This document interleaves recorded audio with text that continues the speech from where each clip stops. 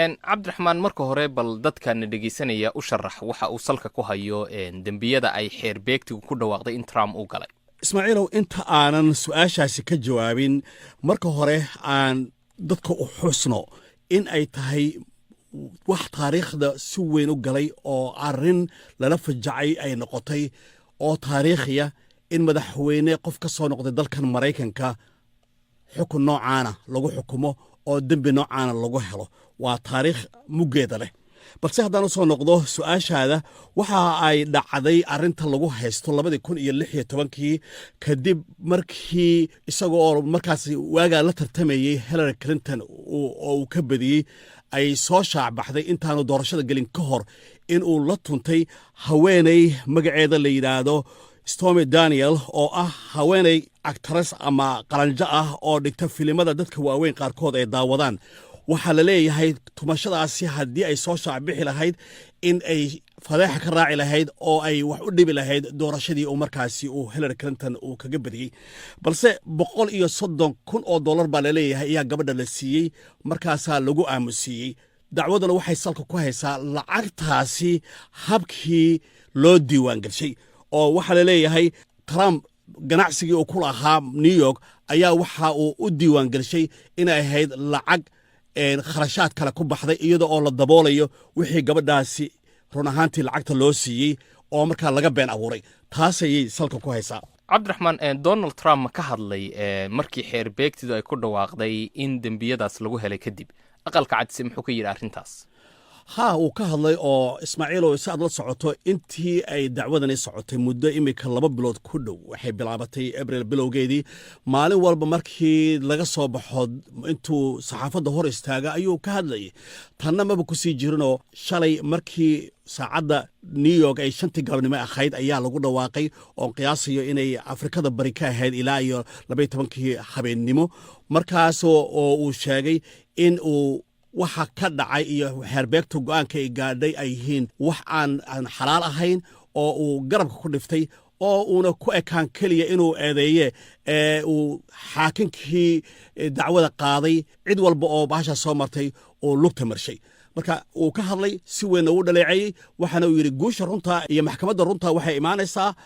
November markii la gaadho oo dadku ay u dareeraan doorashada isagoo taa ka wada in isaga la dooran doono oo uu xaq ku heli doono iyo maxkamad cadaalad ay noqon doonto codka dadku ay isaga siin doonaan sida uu rajaynayo dhinaca kale in aqalka cad madaxweynuhu shalay wuxuu ku maqnaa fasax yar laakiin aqalka cadi qoraal yar oo soo saaray ayaa waxay ku yiraahdeen qofna kama weyno cadaaladda intaan bay ku simeen waan gartay sidee haddaba dadka Maraykanku ay u arkaan in ninkan dalka madaxweynaha ka soo noqday dembiyo intaas la eg lagu helo dadku Ismaaciil way qaybsan yihiin oo waxay u qaybsan yihiin kuwa isaga jecel jamhuuriga ah ee la jira iyo kuwa ka soo horjeeda dhinaca dimuqraadiga shalay markii maxkamadda horteeda la soo baxay laba dhinac bay kala taagnaayeen kuwii isaga la jiray gacmahii kor u taageen calamo isaga markana oo ay u hilinay wateen waxaana ay ku sheegeen inay tahay waxa lagu sheegay iyo dembiga lagu qaaday inuu dulmi yahay bay ku sheegeen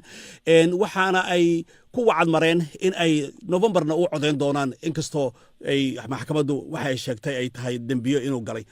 dhinaca kale xisbiga dimuqraadiga dadka la jira ama kuwa ka soo horjeedaba Trump guud ahaan way soo dhaweeyeen xukunkaasi oo waxay yiraahdeen qofku hadduu madaxweyne soo ahaa iyo hadduuna ahayn iyo hadduu shacib caadi ahaa in cadaaladda la marsho oo wixii uu geysto laga gudo waa wax habboon ayay iyagu lahaayeen markaa saasay u kala qaybsanayeen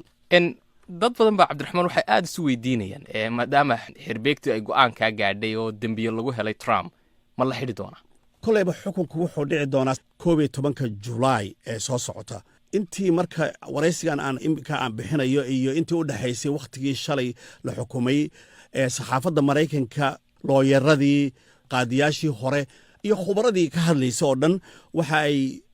malaynayaan in uun xukun noocuun xabsi uu jiri doono oo laga yaabo inay 6 bilood ama 12 bilood ay noqoto balse aanu dhicin doorashada horteed laakiin haddii laga badiyo waxa ay noqonaysaa inuu markaa abiil qaato abiilkaasi soo socdo oo sii socdo oo markaasi uun ugu dambeyntii wixii lagu xukumay ay wuxuun ka soo naascadaadaan laakiin dhinac kasta markaan ka aagay ma u badno in madaxweyne hore dhacdo aan hore u dhicin ay dhacdo in xabsi la geeyo waayadan waan gartay ugu dambayntii saamayn intee la eg ayay dembiyadan ay ku yeelan doontaa doorashada bisha November ee sanadkan la filayo inay ka dhacdo Mareykanka ee dhex mari doontaa Biden oo xilka haya iyo waliba Trump laftigiisa. horta marka hore dadka aanu cadeyno doorashadu waxay dhici doontaa 5 November ee sanadkan oo 6 bilood ay naga xigto. dhinacii doorashooyinkii Israa'iilka ahaa xisbiga jamhuuriga Donald Trump baa ka soo baxay balse weli si rasmi ah xisbigiisa uguma dhawaaqeen inuu yahay ninka uga qayb galaya inkastoo taasi aan shaki ka taagnayn. waxa xukunkiisu dhici doonaa oo maxkamadani ay wixii dambiga imika lagu qaaday ay xukunkiisa lagu ridi doonaa 11 bisha July ee soo socota. 15kana waxaa fadhiisanaya shirweynihii xisbiga jamhuuriga ee isaga lagu magacaabay oo ka dhici doona magaalada Milwaukee ee gobolka Wisconsin. Saameynta marka ay yeelanayso runtii waxay la taalaa dadka la yiraahdo independent oo aan raacsanayn jamhuuriga iyo dimuqraadiga midkoodna. sababta aan u leeyahay waxay tahay guud ahaan Ismaaciilow dadka Mareykanka codadkooda markii la qiyaasay waxay kala noqon karaan 40 dimuqraadiga iyo 40 boqolkiiba 40 iyaguna Republicana ama jamhuuriya iyo 20 u dhaxeeyo iyagoo dhinacna aan raacsanayn ee mar walba raaca meesha ay u arkaan inay iyaga la haboon tahay oo isbedbedela. marka waxa la leeyahay saameynta dadka qaarkood ay ku doodayaan in dadkaasi xukunkan lagu riday Donald Trump ay dadkaasi ay soo jiidato oo ay u arkaan inuu dambi galay dabeedna ay isaga ka fogaadaan oo markaasi ay u heeliyaan dhinaca Biden. laakiin waa malaha dadka qaar un ay leeyihiin iyadoo dhinaca kalena ay dadka qaarkood ay leeyihiin xisbiga jamhuuriga ay waliba dadka u badan ay leeyihiin ay ku doodayaan dambigaasi imika lagu qaaday iyo waxa maxkamadda ka soo baxday hilimaad gaar ah ayay u tahay Trump oo magaciisa sumcadiisa kor u sii qaadaysa oo dad badan oo aan awal u soo jeedin baaba u codeyn doona laakiin arki doona waxa ay ku dhamaato. aad baad mahadsantahay Cabdiraxmaan.